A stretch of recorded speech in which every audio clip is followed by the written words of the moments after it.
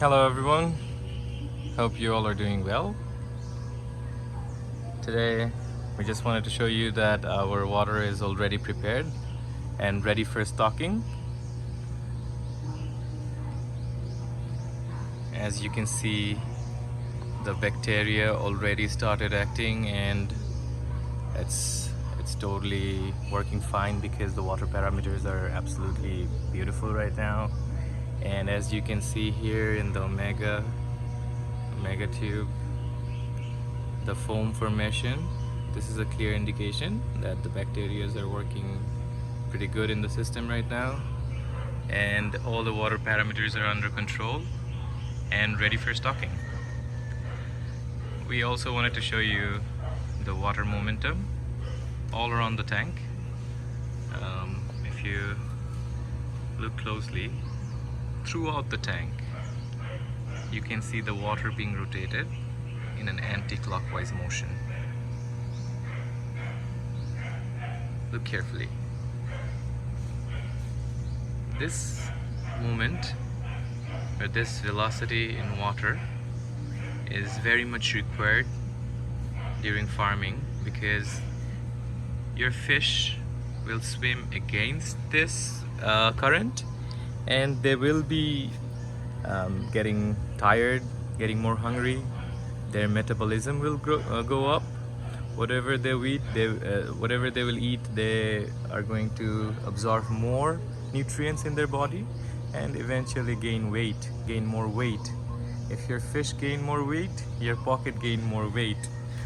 Okay, so why are we rotating this water in an anti-clockwise direction? One of our friend from Facebook asked, we have Vanime ponds and we also rotate the water all around the pond, but we do it clockwise. Why are you rotating in an anti-clockwise direction? A very good question. So for that you have to understand Coriolis effect. What is Coriolis effect? We all know that the earth is rotating, and if you divide the earth into two parts, having the equator in the middle. Equator is the straight line just in the middle of the earth at 0 degree from east to west. So the upper portion of the equator is called northern hemisphere and the lower portion is called southern hemisphere. So the nature of water, naturally, it rotates in an anti-clockwise motion in the northern hemisphere and clockwise motion in the southern hemisphere.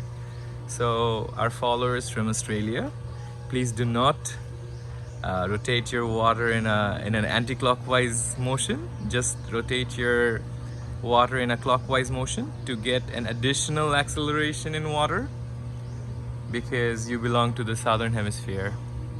And all our friends in the northern hemisphere, we're not saying that you cannot rotate your water in an anti-clockwise motion, but it's going to be more efficient if you rotate this one in an anti-clockwise motion in the northern hemisphere.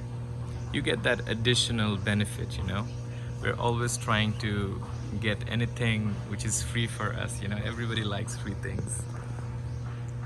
Another thing I would like to add is about the diffused aeration system. We're not saying do not use it.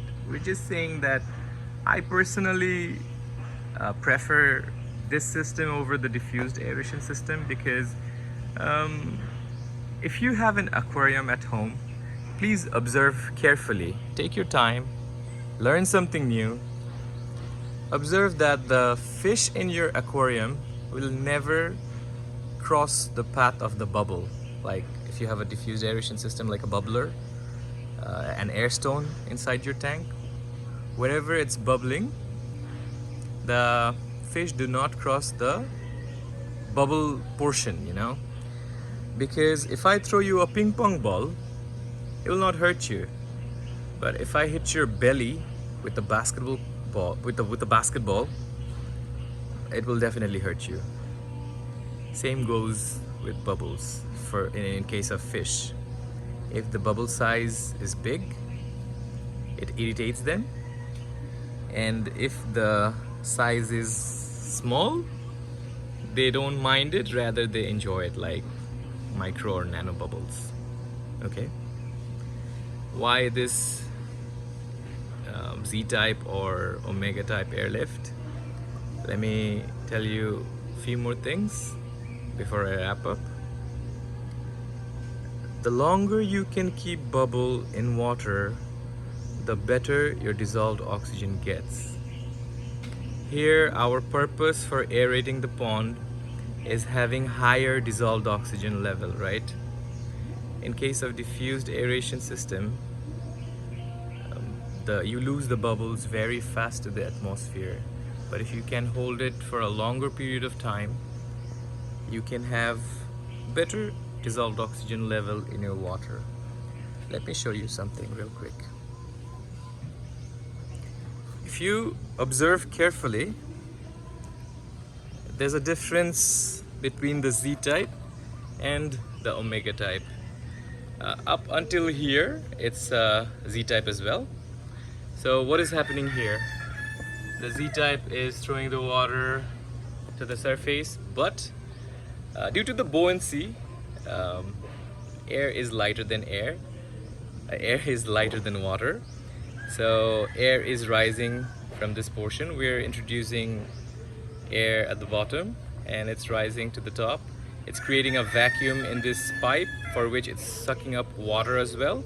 So a mix of water and air is entering this tube, and then it's passing through this tube. Now air is lighter, so it will exit to the atmosphere through this, but due to the velocity created in this pipe, some of the air bubbles will be dragged with the water to the bottom. Okay, so notice something very carefully.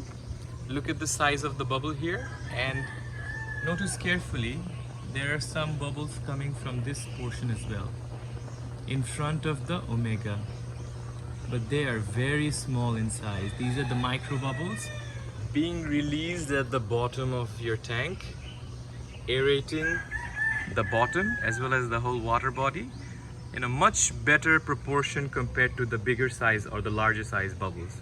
Okay. Oh, it's a volcano. No, it's not. Just kidding. So you clearly see the momentum in water, and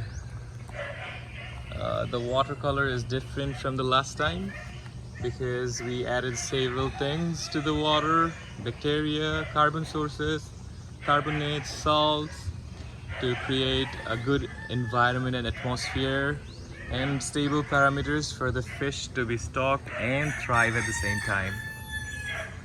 We have different kinds of aeration system. Like one of our friend in Facebook was like, how many more aeration system do you have to offer?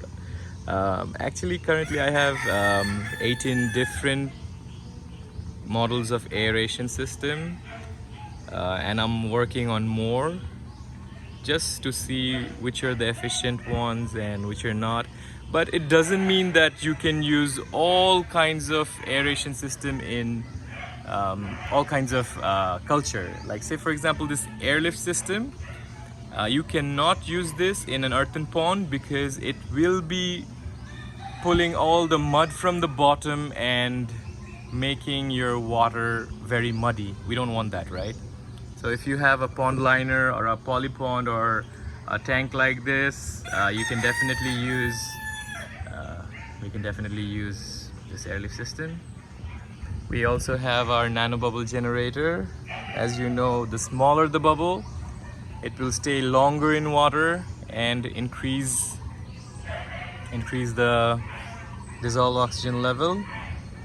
And as I mentioned you earlier, in our last video, we were talking about this airlift system and the anti-clockwise rotation. I'll just go back to Coriolis effect a little longer. That is, we were hit by a typhoon last week, the day I released the previous video about this airlift system, we were hit by Noru, a super typhoon which was locally known as Karding, and God saved us and our project, for which we were able to make this video. The reason I dragged this topic again, throughout the northern hemisphere you can track all the typhoons, and you will see all the typhoons in the northern hemisphere rotates in an anti-clockwise motion, and all the typhoons in the southern hemisphere will be rotating in a clockwise direction. And that's why we just don't want to go against the nature. We're taking the help of the nature and ripping some benefit out of our system. That would be it for today. Thank you, people. Have a great day. Bye-bye.